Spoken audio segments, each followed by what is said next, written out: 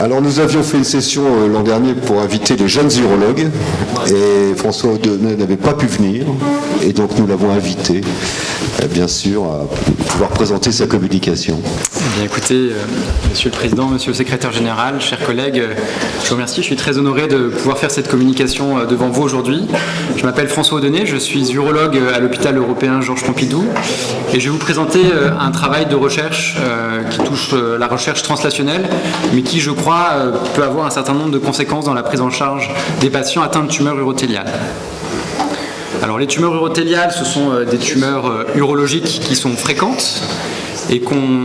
divise classiquement en tumeurs de vessie, qui sont les présentations les plus fréquentes, qui représentent 90 à 95% des tumeurs urothéliales. Et puis, il y a ce parent pauvre des tumeurs de la voie excrétrice urinaire supérieure, 5 à 10% des tumeurs urothéliales, qui sont prises en charge par analogie avec la prise en charge que l'on fait actuellement des tumeurs de vessie dans un grand nombre de cas. Effectivement, ces tumeurs ont le même aspect macroscopique,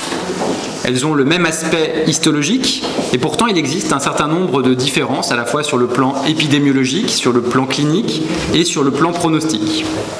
Sur le plan épidémiologique, eh bien, on a vu que les tumeurs de la voie excrétrice urinaire supérieure étaient des tumeurs rares. Elles ont une présentation dans l'immense majorité des cas sous une forme infiltrante d'emblée, alors que les formes infiltrantes des tumeurs de vessie sont minoritaires. Elles sont souvent associées à des antécédents d'autres tumeurs urothéliales, et puis elles sont caractérisées également par un taux de récidive, notamment dans la vessie, qui est élevé. Concernant les facteurs de risque, les tumeurs de la voie excrétrice urinaire supérieure partagent les mêmes facteurs de risque que les tumeurs de vessie, qui sont principalement le tabac et les expositions professionnelles, mais il existe également des facteurs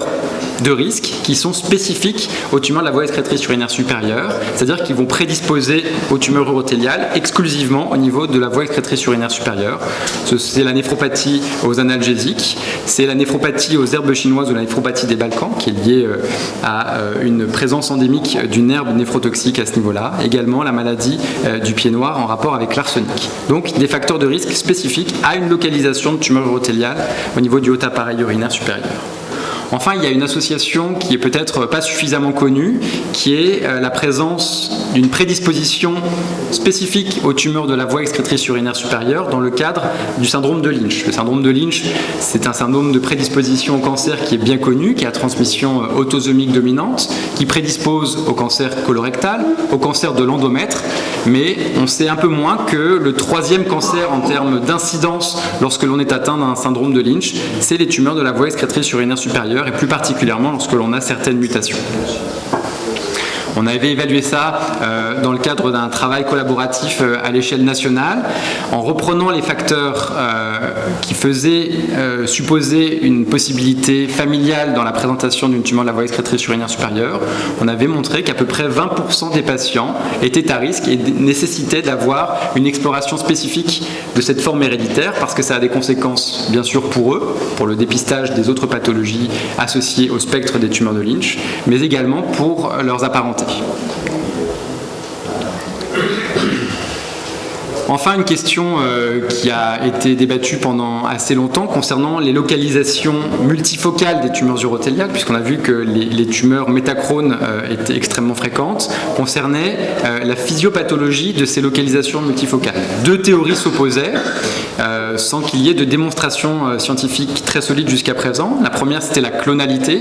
qui consiste à dire que, eh bien, lors de la prise en charge chirurgicale, ou pas d'ailleurs, des tumeurs pouvaient circuler, être libérées dans l'arbre urinaire, ensemencer l'arbre urinaire et se greffer en un autre point, de manière à former une tumeur qui est moléculairement identique, une tumeur qui est donc clonale, mais qui est en une autre localisation. C'est la théorie de la dissémination avec implantation. L'autre théorie consiste à dire que ces patients cumulent un certain nombre de facteurs de risque qui prédisposent la totalité de l'urothélium à développer des tumeurs urothéliales, et donc plus fréquemment au niveau de la vessie, puisque c'est un organe capacitatif, que les urines contenant potentiellement les carcinogènes vont être en contact prolongé avec la muqueuse, mais que d'autres tumeurs peuvent survenir au niveau de la voie excrétrice urinaire supérieure du fait de ces facteurs de risque. Ce seraient dans ces cas-là des tumeurs qui sont indépendantes sur le plan moléculaire et qui seraient liées à un phénomène de cancérisation par plage du fait de l'exposition globale de l'urothélium à ces facteurs de risque. Donc pendant très longtemps, ces deux théories coexistaient sans qu'il y ait d'arguments scientifiques pour privilégier l'une et l'autre. Donc, les différents objectifs de ce travail que j'ai effectué donc, en collaboration avec le service du MSKCC où j'ai travaillé pendant 2 ans et le centre de recherche des Cordeliers où je travaille actuellement, étaient dans un premier temps de comparer le profil moléculaire pour savoir si les tumeurs urothéliales, suivant qu'elles étaient au niveau de la vessie ou au niveau de la voie excrétrice urinaire supérieure, étaient similaires. Le deuxième objectif, c'était de comparer le profil moléculaire chez un même patient présentant des localisations multifocales de tumeurs urothéliales, et enfin de rechercher s'il existe des biomarqueurs plus puissants, plus sensibles que les facteurs de risque cliniques, permettant de dépister les patients chez qui on diagnostique une tumeur de la voie excrétrice urinaire supérieure et qui sont potentiellement atteints d'un syndrome de Lynch qui serait découvert par cette entrée dans la maladie. Donc pour cela, j'ai travaillé sur une plateforme de séquençage haut débit qui a été développée et mise en place à partir des années 2010 au MSKCC à New York et qui consiste à proposer en routine à des patients atteints de pathologies pour lesquelles il y a des projets de recherche ou des possibilités d'essais thérapeutiques, un séquençage sur une plateforme de séquençage à haut débit de la tumeur. Donc on parle de recherche de mutation au niveau de la tumeur. L'analyse de l'ADN constitutionnel est une autre démarche qui nécessite effectivement des autorisations spécifiques et un encadrement législatif particulier. Donc la première partie de ce travail était de savoir si les tumeurs de la voie excrétrice urinaire supérieure dont on a le diagnostic par des biopsies, mais qui posent le problème de la taille des biopsies, puisque l'arbre urinaire pour la partie supérieure n'est pas toujours facile d'accès, nécessite une instrumentation particulière qui est l'urétéroscopie souple. Il faut remonter avec un appareil dans un tuyau qui fait à peu près 6 mm de diamètre et donc réussir à avoir un fragment de tissu analysable pour le diagnostic histologique et plus au niveau moléculaire était déjà une gageure. Et donc la première partie du travail consistait à savoir si les biopsies, lorsqu'on en faisait l'analyse moléculaire, apportaient la même information que l'analyse moléculaire de la pièce de néphrouréthérectomie, c'est-à-dire la totalité de la tumeur. Et effectivement, on a pu montrer que la concordance était excellente entre les deux. La deuxième partie a donc consisté à constituer une cohorte de manière à comparer les tumeurs urothéliales en fonction de la localisation dans la voie excrétrice urinaire supérieure au niveau de la localisation vésicale. Donc pour ça, on a constitué une cohorte de 649 patients, 195 patients atteints d'une tumeur de la voie excrétrice urinaire supérieure, 454 patients atteints d'une tumeur de vessie avec des caractéristiques démographiques qui sont tout à fait représentatives de ce genre de pathologie. Si on prend les 195 patients avec une tumeur de la voie excrétrice urinaire supérieure et qu'on les analyse sur la plateforme de séquençage que je vous ai présentée, on obtient avec une résolution assez faible ce profil de mutation. C'est donc les mutations constitutionnelles de la tumeur et pas du patient. C'est la tumeur qui nous intéresse dans ce premier temps. Et on voit que globalement, ces tumeurs urothéliales de la voie excrétrice urinaire supérieure présentent des mutations dont les fréquences correspondent à peu près à celles qui étaient déjà connues dans la vessie. De manière à un petit peu mieux comprendre les voies de carcinogénèse, on a regroupé ces mutations par grandes voies métaboliques du cycle cellulaire, la voie des tyrosine kinases, la voie RTK-RAS-RAF, le cycle cellulaire, et on a pu de cette façon-là regrouper les mutations par voie métabolique et montrer que, en fonction de l'évolution de la maladie, entre une forme ici non infiltrante, infiltrante puis métastatique, en regroupant les mutations par voie métabolique, chaque petit trait correspondant à une tumeur séquencée, eh bien on voit qu'il y a une modification du profil avec un certain nombre de mutations dont la fréquence va augmenter au fur et à mesure que la maladie progresse. C'est le cas pour les mutations de TP53 et DEM2 qui sont des mutations importantes du cycle cellulaire qui vont entraîner un dérèglement majeur de la biologie cellulaire, alors qu'à l'inverse, des mutations FGFR3, HRAS sont plus fréquentes dans des formes non infiltrantes et vont voir leur fréquence diminuer lorsque la maladie va progresser. On a ensuite comparé ces 195 tumeurs de la voie excrétrice urinaire supérieure à la cohorte de 450 tumeurs de vessie pour les mutations qui présentaient une différence de plus de 10%, quel que soit le stade de la maladie. Et ce qu'on a pu constater et démontrer, c'est que lorsque l'on ajustait l'analyse, eh bien, on mettait en évidence qu'il y avait effectivement des mutations qui étaient surreprésentées dans les tumeurs de la voie excrétrice urinaire supérieure, c'est le cas de HRAS ou d'FGFR3, alors qu'à l'inverse, d'autres mutations, TP53, ERBB2, RB1, étaient plus fréquentes dans les tumeurs de vessie et s'est retrouvé au niveau des fréquences d'atteinte des différentes voies métaboliques. Donc ce que cette trouvaille comporte, inclut, ça consiste à montrer que finalement il y a deux voies de carcinogénèse différentes au sein des tumeurs urothéliales. Il y a les tumeurs non infiltrantes, ça c'est bien connu au niveau de la vessie, qui sont caractérisées par une mutation fréquente de FGFR3 et qui sont avec des profils évolutifs le plus souvent peu agressifs, alors qu'à l'inverse il y a des tumeurs qui sont infiltrantes d'emblée, dont on connaît le risque évolutif, qui sont associés avec un profil moléculaire différent. Et puis il y a une petite passerelle entre les deux. Ça veut dire que des patients avec une mutation de FGFR3 peuvent devenir infiltrantes, et dans ce cas-là, elles ne vont pas avoir les mutations classiques des formes infiltrantes. Eh bien, cette voie de carcinogénèse des tumeurs de la voie excrétrice urinaire supérieure infiltrante est probablement liée au fait que la proportion de formes infiltrantes d'emblée est plus importante. Donc, les messages importants de cette première partie sont que sur le plan moléculaire, globalement les mutations sont relativement proches, mais que néanmoins il existe des différences significatives entre les deux formes de maladie et que ce sont plutôt des faux jumeaux que des vrais jumeaux sur le plan biologique. D'autre part, les voies de carcinogénèse, si là encore elles sont similaires, les voies d'entrée dans les stades de la maladie sont probablement différentes, avec des formes secondairement infiltrantes qui sont plus fréquentes dans les tumeurs de la voie excrétrice supérieure. Et cela a des conséquences, ces profils de mutations différents, parce qu'à l'ère des thérapies ciblées, on a des possibilités de traitement qui sont spécifiques, et notamment avec des essais récents concernant les inhibiteurs de FGFR3, une voie thérapeutique tout à fait intéressante spécifiquement pour les tumeurs de la voie excrétrice urinaire supérieure. Donc ça, c'est à l'échelle d'une population, les différences qui existent sur le plan moléculaire entre les tumeurs de la voie excrétrice urinaire supérieure et les tumeurs de vessie. L'un des problèmes de prise en charge fréquents après néphrourétrectomie, c'est qu'il y a un taux de récidive dans la vessie après une chirurgie d'exérèse qui est très important. Dans la littérature, c'est aux alentours de 40%, et il y a un certain nombre de facteurs de risque cliniques qui ont été associés à ce risque de récidive, qui sont le sexe masculin, les antécédents personnels de tumeurs de vessie, les localisations urétérales par rapport aux localisations piélocalicielles, l'association à du CIS, et puis peut-être aussi certaines techniques chirurgicales. Ce qui est remarquable, c'est que ces tumeurs donc, récidivent de manière relativement fréquente, mais que jusqu'à présent, on n'était pas sûr de leur physiopathologie, à savoir, est-ce qu'il s'agit d'une récidive clonale liée à l'ensemencement péropératoire de la vessie lors de la prise en charge de la tumeur de la voie excrétrice urinaire supérieure, ou est-ce que c'est simplement l'expression que le patient a des facteurs de risque de tumeur urothéliale. Et donc pour essayer de répondre à cette question, on a identifié un certain nombre de patients qui avaient présenté les deux pathologies urothéliales, voie excrétrice urinaire supérieure, tumeur de vessie, et pour lesquels on disposait du matériel biologique pour les deux localisations. Et donc on a pu séquencer pour un même patient les deux tumeurs et comparer leur profil mutationnel.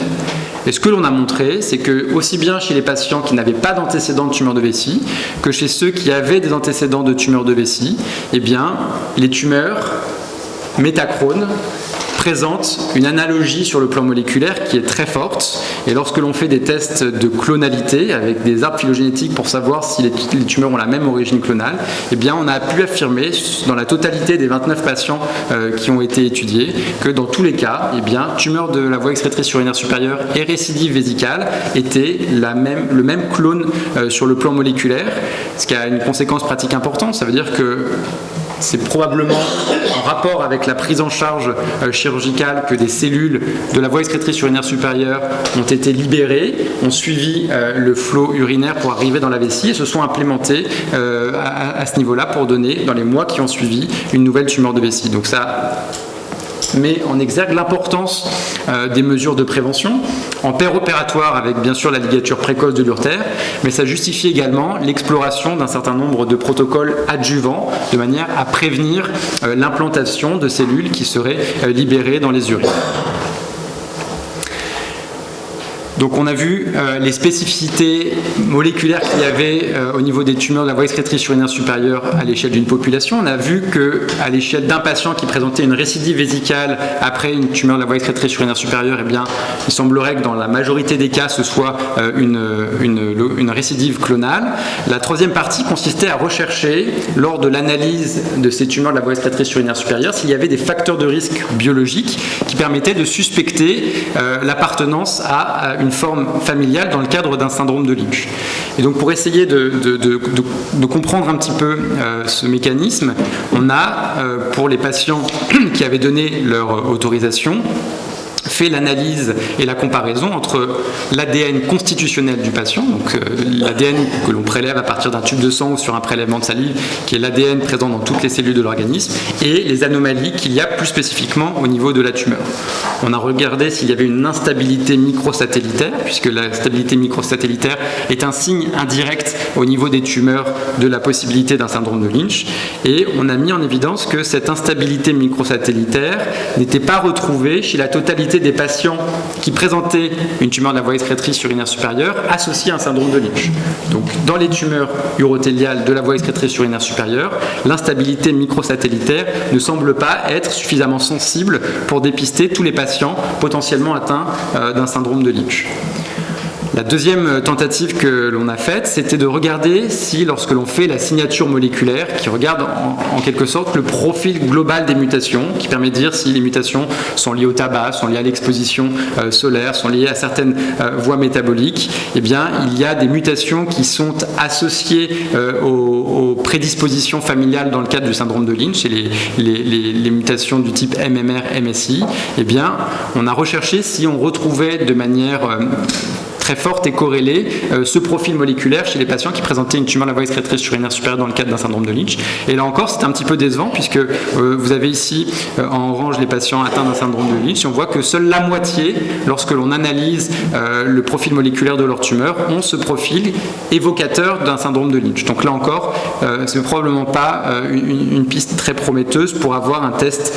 rapide de suspicion de tumeur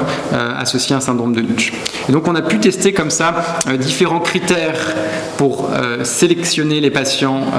candidats à une recherche sur le plan génétique constitutionnel de l'existence ou non d'un syndrome de Lynch, en comparant effectivement les facteurs de risque clinique, donc le diagnostic à un âge jeune, avec des antécédents personnels ou familiaux de tumeurs appartenant au spectre du syndrome de Lynch, l'existence d'une instabilité microsatellitaire. Et on voit que dans ces cas-là, eh bien, on manque un certain nombre de patients avec un authentique syndrome de Lynch. Et finalement, le marqueur qui est peut-être un petit peu moins spécifique, mais qui a la meilleure sensibilité pour tiquer et dire ce patient-là probablement mérite des explorations supplémentaires, c'est les patients dont la tumeur présente une charge mutationnelle élevée avec un cutoff qui a été mis à 20 mutations par mégabase. Donc le profil mutationnel, le statut MSI ne sont pas des bons marqueurs pour dépister les patients à la recherche d'un syndrome de Lynch, mais peut-être que la charge mutationnelle avec un nombre de mutations important supérieur à 20 par mégabase le serait. De manière à pouvoir approfondir un petit peu cette notion-là, on a réussi en collaboration avec le Colon Cancer Family Registry, qui est un registre international qui collige tous les patients atteints d'un cancer colorectal dans le cadre d'un syndrome de Lynch, avec un suivi familial au long cours qui inclut plus de 4000 patients. Eh bien, on a pu obtenir un certain nombre de tissus de tumeurs de la voie excrétrice urinaire supérieure qui avaient été diagnostiqués chez ces patients, pour lesquels le syndrome de Lynch avait été diagnostiqué de manière formelle sur des analyses génétiques. Et donc on a voulu comparer le profil moléculaire de ces tumeurs de la voie excrétrice urinaire supérieure très particulières dans le cadre d'un syndrome familial avec d'autres tumeurs qui étaient présumées sporadiques. les caractéristiques évidemment étaient différentes puisque la prédisposition familiale est associée à un diagnostic plus jeune chez des patients qui n'ont pas de facteurs de risque spécifiques de tumeur urothéliale, avec également une localisation un petit peu différente puisque ces patients avec un syndrome de Lynch ont plus fréquemment des localisations urétérales par rapport aux formes sporadiques. La première chose, c'est qu'effectivement, sans surprise, c'est une sorte de validation des échantillons qui avaient été fournis par le Colon Cancer Registry. Eh bien, on retrouve au niveau de l'ADN de la tumeur les anomalies qui sont présentes au niveau de l'ADN constitutionnel de ces patients qui ont un syndrome de prédisposition. La deuxième information qui n'est pas très surprenante, c'est qu'effectivement, quand on a une tumeur de la voie excrétrice urinaire supérieure dans le cadre d'un syndrome de Lynch, eh bien, on a une instabilité microsatellitaire qui est plus élevée. Ça fait partie de la physiopathologie de la maladie. On a un score MSI qui est plus élevé, mais les profils de décomposition mutationnelle, les signatures moléculaires dont on parlait tout à l'heure, là encore sont différentes, puisque dans les formes sporadiques,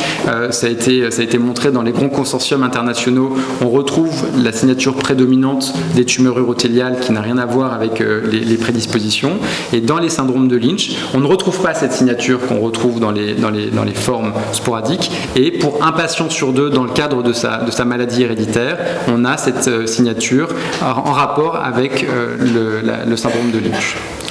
Ce qui a été particulièrement surprenant, ça a été de mettre en évidence une mutation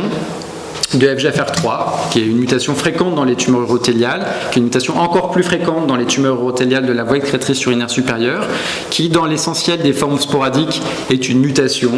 dont le nom est S249C. Voilà, c'est cette base de l'ADN tumoral qui est mutée le plus fréquemment. Et bien, dans les syndromes de Lynch, c'est pas du tout cette mutation que l'on retrouve autour de FGFR3, c'est une mutation qui s'appelle R248C. Donc, on a une fréquence des mutations de FGFR3 qui n'est pas très différente dans les tumeurs de la voie excrétrice urinaire supérieure selon qu'elles surviennent dans des formes sporadiques ou dans des formes familiales associées à un syndrome de Lynch. Mais en revanche, le type de mutation de FGFR3, et c'est spécifique à FGFR3, est différent. Et donc la présence de cette mutation R248C a l'air d'être très spécifique aux tumeurs de la voie excrétrice urinaire supérieure associées au syndrome de Lynch. Et donc pour voir si effectivement c'était potentiellement un biomarqueur intéressant, on a repris sur la totalité des patients qui avaient été séquencés depuis des années sur cette plateforme nord-américaine avec plus de 14 000 tumeurs séquencées. Je crois que maintenant la barre des 18 000 a été franchie il y a quelques mois. Et on a recherché tous les patients, quelle que soit leur tumeur, qui présentaient cette mutation R248C de FGFR3. Et effectivement, on n'a pas retrouvé beaucoup de patients, 23, une majorité de carcinomes urothéliaux, ça c'était assez cohérent, une majorité de tumeurs de la voie excrétrice urinaire supérieure. Et lorsque l'on reprenait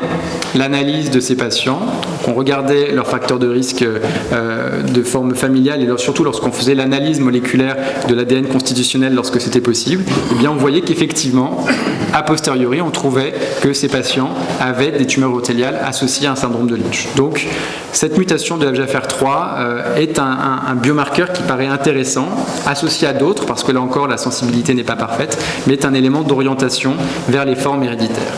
Et donc le message qui paraissait important, c'était déjà de sensibiliser la communauté des urologues qui prennent en charge les tumeurs de la voie excrétrice urinaire supérieure qu'il faut penser à rechercher un syndrome de Lynch lorsqu'il y a des facteurs de risque cliniques, un âge plus jeune, des antécédents personnels ou familiaux de syndrome de tumeurs appartenant au spectre, mais que également sur le plan moléculaire, lorsqu'il y avait une hypermutation, lorsqu'il y avait un score MSI élevé, lorsqu'il y avait une signature mutationnelle, ou lorsqu'on retrouvait cette mutation très spécifique de FGFR3, eh bien c'était un argument fort pour aller faire des tests sur l'ADN constitutionnel pour voir si le patient a ou non un syndrome de Lynch. Donc cette approche combinée paraît importante. Aux États-Unis, beaucoup de ces études ont pour finalité ensuite d'aller négocier avec les assureurs le remboursement de ce test. Mais sur le plan médico-économique, c'est quelque chose qui peut tout à fait être cohérent, puisque c'est ce papier récent dans le JAMA Oncologie qui s'intéresse à une autre pathologie qui est le cancer colorectal, où là l'enjeu de diagnostic des formes héréditaires est encore plus important. Bien montrer que cette stratégie un peu bulldozer, où on séquence de manière systématique toutes les tumeurs pour voir si elles ont des des caractéristiques évocatrices des formes familiales, présente une meilleure sensibilité et en plus apporte des informations supplémentaires qui peuvent être bénéfiques pour le patient lorsqu'il est pris en charge au moment d'une progression de sa maladie. Donc peut-être une stratégie à réfléchir. Les tumeurs de la voie excrétrice urinaire supérieure, c'est quelque chose qui est rare, et donc consacrer un petit peu de temps et un petit peu d'argent à faire de manière un peu plus systématique l'analyse moléculaire, ça pourrait être bénéfique pour les patients. Voilà, je vous remercie de votre attention. Écoutez, je vous remercie de cette communication de très haut niveau scientifique et qui permet d'apporter peut-être un jour nouveau dans la prise en charge de ce type de cancer par ces démonstrations sur le plan épigénétique, donc c'est quand même quelque chose d'important. Alors,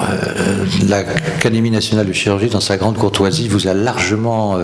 laissé parler, vous avez dépassé votre temps de parole, mais rassurez-vous, ce n'est pas une critique, on vous a écouté, mais par contre, on aura le temps que pour une seule question. Voilà, mon cher collègue. Ça aurait pu être très intéressant. As-tu essayé de faire la même technique sur les frottis urinaires avant biopsie?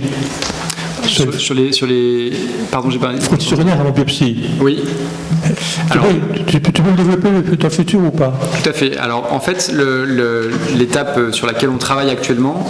c'est de passer du séquençage invasif que l'on a à partir des biopsies ou de l'analyse de la pièce après le traitement chirurgical à une analyse en amont, de manière moins invasive, par des biopsies liquides. Donc en pratique, qu'est-ce que c'est biopsie liquide? C'est l'ADN de la tumeur qui circule dans la circulation générale, qu'on peut recueillir sur une prise de sang, et évidemment pour des tumeurs urothéliales qu'on peut aussi récupérer dans les urines par deux mécanismes, soit par exfoliation naturelle des cellules tumorales dans les urines, soit aussi par filtration glomérulaire de l'ADN tumoral circulant périphérique dans les urines. Donc c'est des choses qui sont actuellement effectivement tout à fait intéressantes et qu'on regarde de près. Merci. En tous les cas, je vous incite fortement à vous remettre au travail dès ce soir pour envoyer sous la forme d'un e-mémoire cette excellente communication. Et l'Académie de chirurgie, bien sûr, il est parti là, mais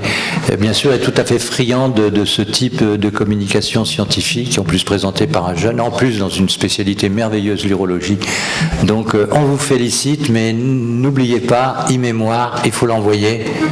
Peut-être pas dès ce soir, mais je vous avais jusqu'à demain soir. Voilà. En tous les cas, bravo et merci, monsieur.